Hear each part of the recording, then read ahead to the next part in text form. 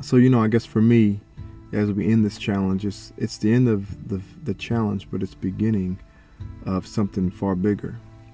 And what that is us taking our place as the body of Christ and doing our part in changing the world. And what does that mean? And we hear that all the time, probably hear it too many times in the world today, but we can make a difference. Jesus didn't die and resurrect and ascend into heaven just so we can be there with him later. Yes, we are going to be with him later, and yes, we want to bring as many people to heaven as we can, but while we're here on earth, we're called to make a difference. Jesus said, "And greater works than these will you do." In other words, we're going to do greater things than Jesus. That doesn't mean we're going to outdo him in miracles. Jesus fed 5,000, we're going to feed 50,000. But maybe instead of, maybe that's what it does mean.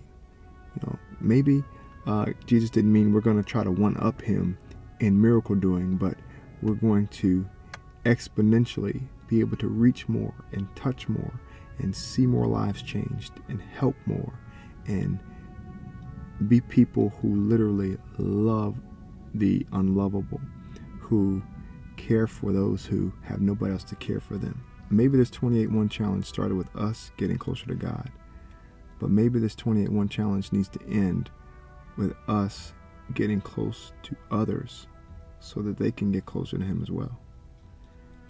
It's all great that we go to church and we have our services, and after we go to church and we go out and hang out in our social settings and have our small groups and all those kind of things. Those things are great and cool, but there are people out there who need not just to hear about the love of Jesus, but they need to experience it.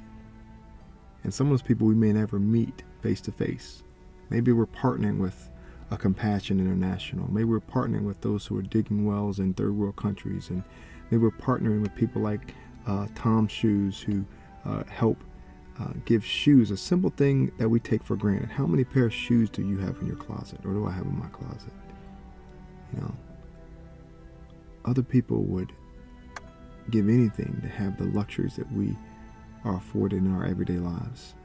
Maybe it's time for us to step up and take a look at the world and stop looking so much in our mirror, because there's a world out there that desperately not just needs to hear about Jesus, but they need to experience him through our sacrifice and through our love. This fast was inconvenient, but our inconvenience stopped at 6 o'clock. But for some people, their 6 o'clock is never going to come. Who knows? Maybe we can make a difference